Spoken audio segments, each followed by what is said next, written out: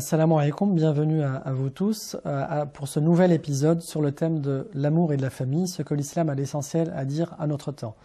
Précédemment, nous avons parlé de pourquoi il y a autant de divorces aujourd'hui. Nous avons vu les raisons magiques qui sont souvent mobilisées et j'ai présenté une thèse sur les causes majeures de divorce. Et Ulisses, tu as évoqué une question que je n'ai pas tout à fait traitée et que je te laisse nous rappeler. Alors la question c'est de savoir si le mariage était encore adapté de nos jours. Oui, c'est vrai quand on voit le nombre, le taux historique de divorce, d'ailleurs c'est l'un des arguments de ceux qui sont contre le mariage, ça consiste à dire que le couple ne tient plus, le couple marié ne tient plus, et s'il ne tient plus, c'est parce que la raison première c'est le mariage, et le mariage étant une contrainte, un emprisonnement trop fort, qui empêche et l'homme et la femme d'aller au bout de leurs aspirations, c'est-à-dire leur désir d'indépendance personnelle et d'épanouissement personnel. Et là, on retombe sur ma thèse que j'ai défendue et qui explique le taux historique de divorce aujourd'hui. Donc on accuse le mariage d'être inadapté parce que, en effet, il est simplement incompatible avec une culture et avec un individu dont l'obsession est l'indépendance personnelle et l'épanouissement personnel. À partir du moment où on a adhéré à ces deux valeurs-là, en effet, le couple et le mariage de façon précise, mais le couple lui-même devient impossible avec ces deux valeurs-là. La preuve, c'est que même les couples non mariés, qui se fondent sur la base de la liberté totale et par amour, ne tiennent pas très longtemps, ne tiennent pas plus de 2 ans et quelques mois d'après une étude publié à ce sujet, mais dans cette étude on a inclus également le taux de séparation des couples mariés, donc ça hausse le nombre de couples non mariés, ça rallonge la durée. Je pense que si on étudiait uniquement les couples non mariés, on serait bien en dessous des 2 ans et 4 mois de durée totale de ces couples. Donc est-ce que le mariage reste adapté? Le mariage n'est pas adapté à un individu qui a adopté l'indépendance et l'épanouissement personnel comme étant l'obsession de sa vie, comme étant le cap qu'il doit atteindre absolument dans sa vie, comme étant l'idéal d'une vie heureuse et réussie. En revanche, le mariage reste adapté, reste quelque chose d'universel dans toutes les sociétés humaines, dans toutes les traditions, toutes les civilisations, toutes religions confondues. Le mariage a été l'outil de reconnaissance de l'amour entre un homme et une femme, a été le moyen par lequel un homme et une femme sortent de la confidence et du secret pour dire autour d'eux leur projet de se mettre ensemble, leur engagement à respecter un certain nombre de devoirs, leur engagement à être responsable au-delà du plaisir qu'ils vont vivre à deux, à être responsable des effets secondaires de la vie à deux, être responsable et solidaire dans la difficulté, dans l'épreuve que tout couple est amené à vivre dans sa longue vie. Donc il reste adapté dans une perspective beaucoup plus responsable et durable. De la même manière que dans les entreprises, on parle de responsabilité sociale de l'entreprise, parce qu'avant, l'entreprise ne pensait qu'à elle, ne pensait qu'à ses bénéfices, à ses avantages, ceux des actionnaires principalement. Aujourd'hui, on humanise, on moralise l'entreprise en l'appelant à respecter davantage le bien commun, à être beaucoup plus utile pour la société, par exemple à éduquer les populations qui viennent travailler chez elles ou les enfants dont les parents travaillent pour elles, à dépolluer quand elles polluent, à donner, à faire quelques gestes, quelques dons à des associations humanitaires, etc. C'est sa façon à elle de montrer qu'elle est solidaire et responsable au-delà de son propre business, au-delà de ses seuls bénéfices. Ce qui est très marrant, c'est on somme l'entreprise à être beaucoup plus responsable et solidaire de l'ensemble des parties prenantes qui sortent de l'entreprise, de l'environnement extérieur. Par exemple, si j'ouvre une entreprise en Chine, j'exploite des Chinois qui travaillent pour moi et que je paye 4 € de l'heure. Ceci dit, dans ces Chinois que j'exploite, il y a beaucoup d'enfants. J'ai une attitude totalement irresponsable. On appelle l'entreprise à être responsable. Comment? En finançant l'éducation de ces enfants chinois, en plus de les exploiter. Au moins, on prend la responsabilité de les éduquer de donner un financement, de financer des projets solidaires, humanitaires, etc., pour leur famille, etc. Donc c'est une façon de les moraliser. Ce qui est très étonnant, c'est que quand on parle de famille, on est dans une tendance à la désolidarisation totale des membres entre eux. Désolidarisation de l'homme et de la femme, du couple vis-à-vis de la famille élargie, c'est-à-dire les parents, grands-parents, les oncles, tantes, cousins, neveux, proches, voisins, amis. On est totalement désolidarisé de cet environnement social-là, parce qu'on nous dit que pour atteindre le bonheur, il faut se concentrer sur son couple. Je me concentre sur ma femme, je me concentre sur mon mari, et c'est le chemin le plus sûr pour atteindre le bonheur. Et le mariage n'est pas adapté parce que, comme je me concentre sur le bonheur, je peux changer de femme au bout de quelques années parce que j'ai trouvé le moyen d'être plus heureux avec une autre. Et comme ma famille est un poids, une charge qui menace mon bonheur à moi avec mon couple à moi, donc je me coupe également de ma famille élargie et je me concentre uniquement sur mon couple. C'est très marrant qu'on soit aussi humain et qu'on appelle l'entreprise à être humaine et morale parce qu'elle manque de moralité et de responsabilité. Et on oublie que le couple doit être lui-même responsable, doit être lui-même solidaire et humain et moral. C'est une entité, le couple, au même titre que l'entreprise, qui doit développer le souci des autres, le souci du bien commun, au-delà de l'individu, au-delà de l'homme, au-delà de la femme et au-delà même du couple.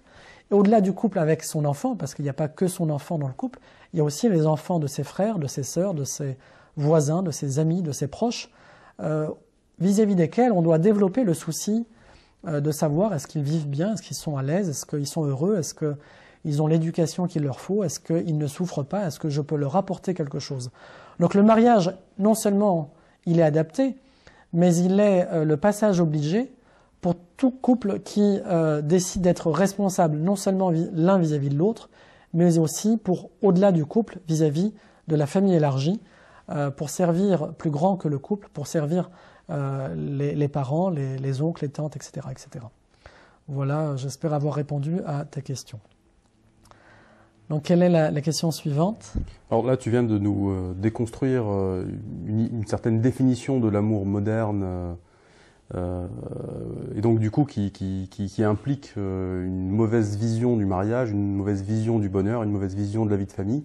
Donc en fait, au final, il faut redéfinir l'amour. Et donc ça serait intéressant d'avoir effectivement une redéfinition de l'amour. Donc l'amour, c'est quoi? Très bien. Quand on pose la question de savoir l'amour c'est quoi ou quelle est la définition de l'amour, ça peut être un exercice, ça peut paraître un exercice intellectuel inutile, un peu superflu, un plaisir intellectuel que certains pourraient avoir, mais qui, dans la réalité, n'a pas d'intérêt. Et pourtant, définir l'amour, c'est déjà poser l'idéal de l'amour et du couple tel qu'il doit être. Dire c'est quoi l'amour, en fait, ça revient à dire que doit être le couple, que doit être l'amour et que doit être aussi bien l'homme que la femme dans ce couple-là.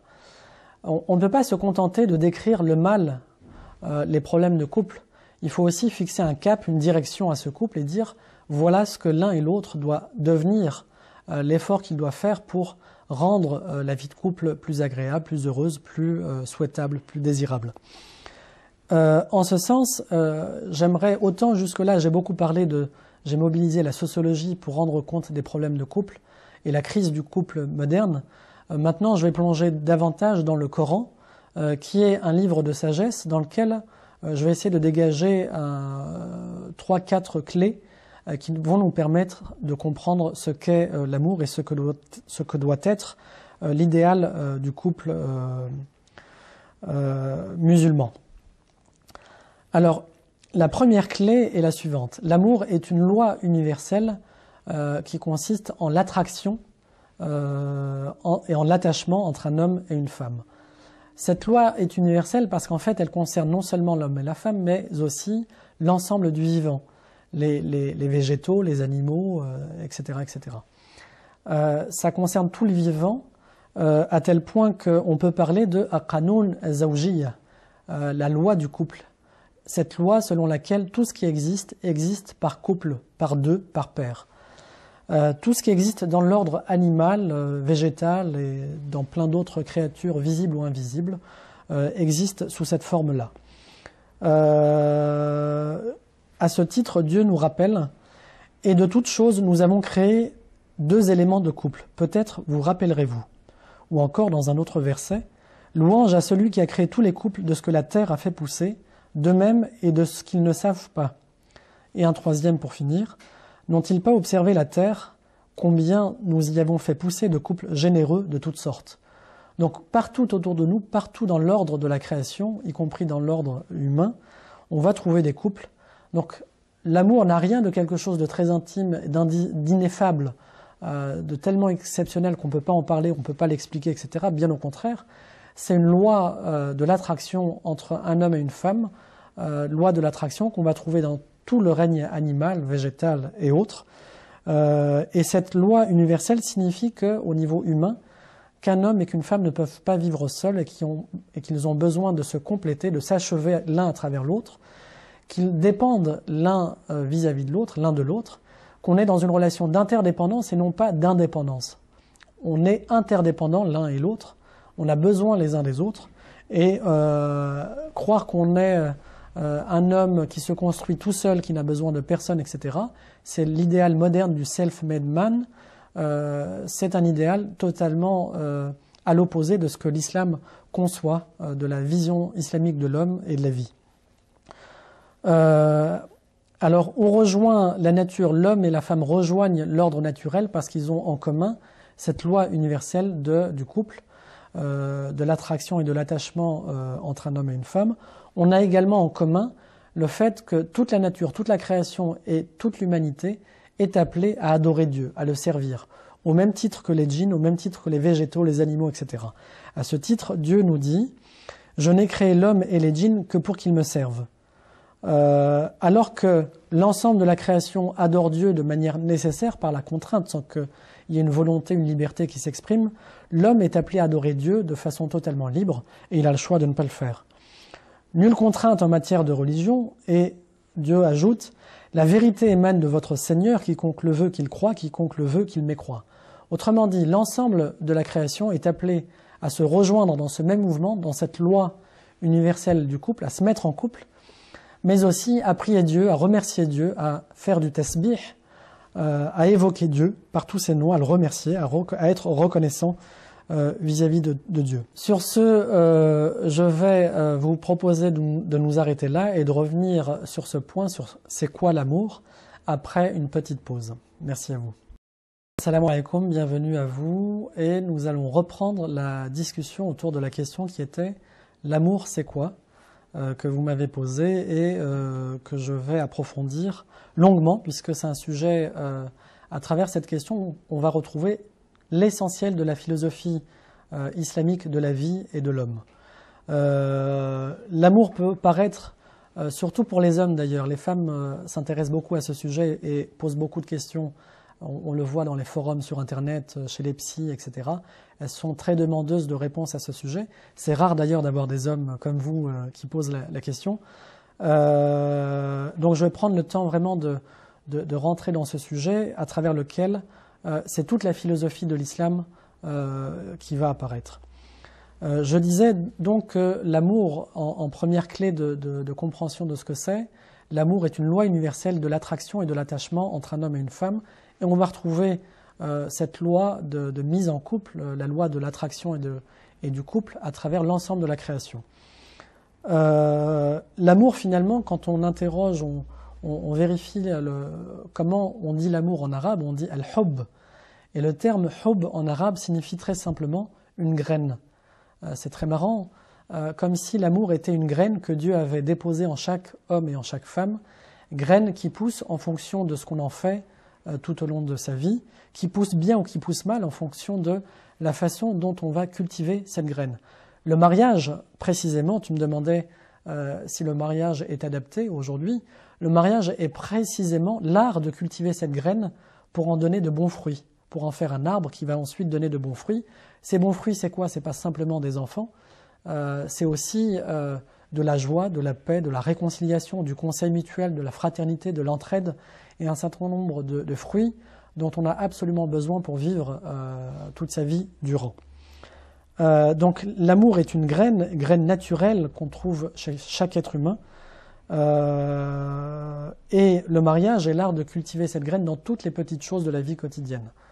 Le mariage, c'est pas seulement quelque chose, un événement extraordinaire, c'est l'art de cultiver cette graine naturelle dans toutes les petites choses quotidiennes, banales de la vie quotidienne. Et là, je m'appuyais sur une sagesse que j'ai retenue de Mère Teresa, qui dit la chose suivante. Ne vous imaginez pas que l'amour, pour être vrai, doit être extraordinaire. Aujourd'hui, on cherche beaucoup l'amour extraordinaire, un amour original, une façon très originale de déclarer sa flamme à celle qu'on aime. On est beaucoup porté sur l'originalité parce que là, à travers l'originalité, on cherche la sensation, on recherche le caractère exceptionnel, la passion, l'intensité, etc. Et on retrouve précisément ce que je critiquais ou dénonçais comme étant l'une des causes majeures de divorce, c'est cette recherche sans cesse d'épanouissement personnel qui passe par la recherche de sensations fortes, d'originalité dans les sensations, dans les sentiments, etc. Mais Mohamed, ne penses-tu pas que le couple doit aussi se renouveler? Alors tout à fait, le couple doit se renouveler, sinon il risque de tomber dans la lassitude et de perdre l'envie de rester ensemble. Je reviendrai très longuement sur cette question tout à l'heure. Si tu me reposes la question de savoir qu'est-ce qui permet de sortir de la lassitude, qu'est-ce qui permet de dépasser, de renouveler un couple qui s'enlise dans la routine et dans les habitudes. Il y a quelque chose aussi dans la société qui nous pousse vers un amour de plus en plus fort, quelque chose de sensationnel, on le voit dans la littérature, dans les films, voilà. Il y a quelque chose dans cette société qui nous pousse à un amour de plus en plus extrême, de plus en plus passionné, de plus en plus, comment dire, à la fois désintéressé et en même temps le coup de foudre, enfin quelque chose d'assez magique. Voilà, il y a quelque chose de ce type-là oui. qui nous pousse vers le changement, vers si j'ai fait le mauvais choix, est-ce que, et donc au final, ça fragilise le couple actuel. Oui.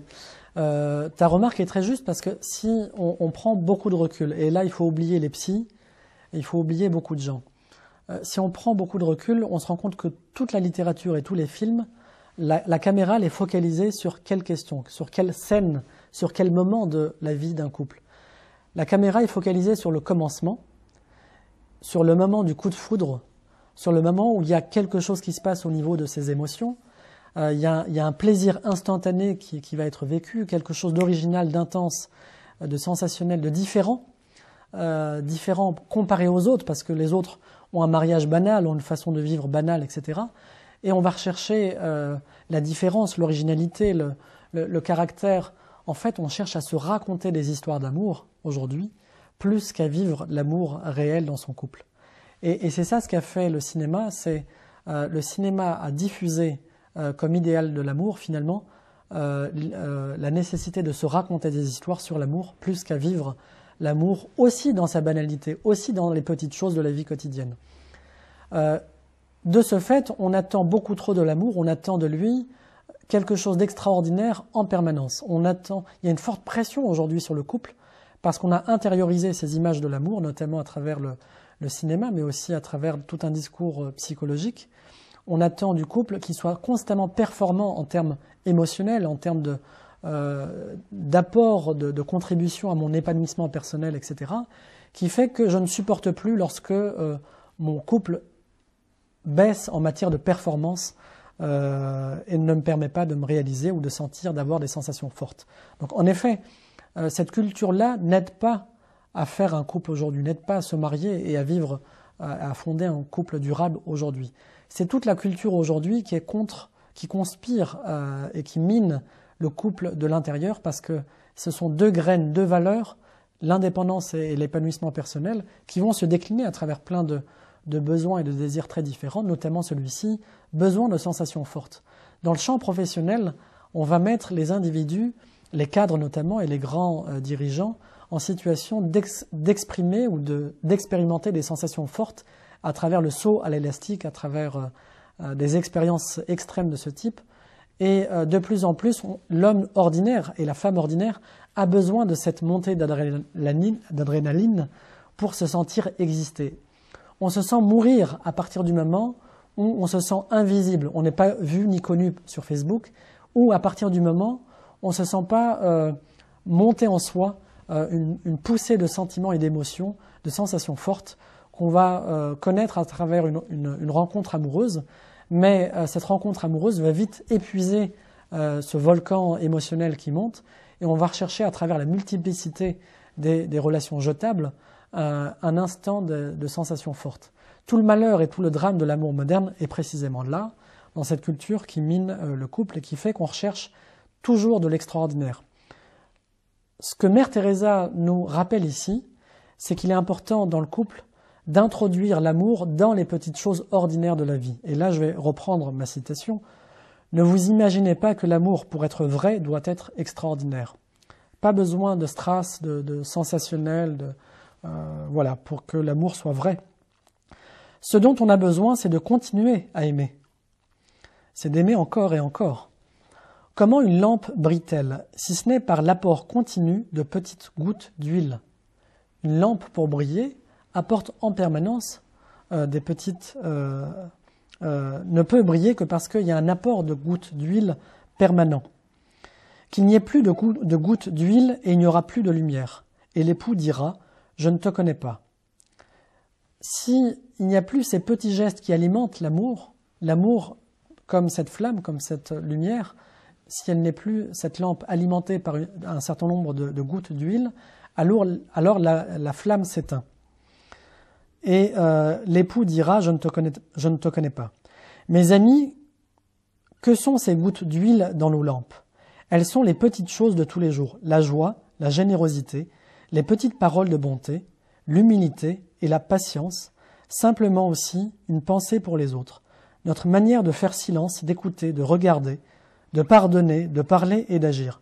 Voilà les véritables gouttes de l'amour qui font brûler toute une vie d'une vive flamme. Donc, ce sont les petites choses qu'on fait avec constance, qu'on fait dans la continuité, avec fidélité, qui rendent l'amour durable, et non pas la recherche d'actions, de gestes, de paroles extraordinaires, sensationnelles, originales, qui rendent le couple durable. Je résume cette première réponse, cette première clé de compréhension de ce qu'est l'amour, la philosophie islamique de l'amour. C'est une loi universelle qui fait qu'un homme s'attache à une femme et réciproquement. Cet attachement vient du fait que chaque homme et chaque femme a comme une graine dans son cœur. Cette graine fait qu'on est attiré l'un par l'autre, mais pour que cette graine donne des fruits, elle a besoin d'être cultivée. Et le mariage est précisément cet art de cultiver cette graine au fil du temps à travers des petits gestes d'attention, de don de soi, de partage, de générosité, de pardon, de joie de vivre, d'espérance, de conseils mutuels, etc. Je viens de répondre donc à la question de savoir ce qu'est l'amour avec un premier élément de réponse, et la suite des réponses que j'aimerais vous apporter, nous l'aborderons lors d'une prochaine session. Et sur ce, je vous dis salam alaikum.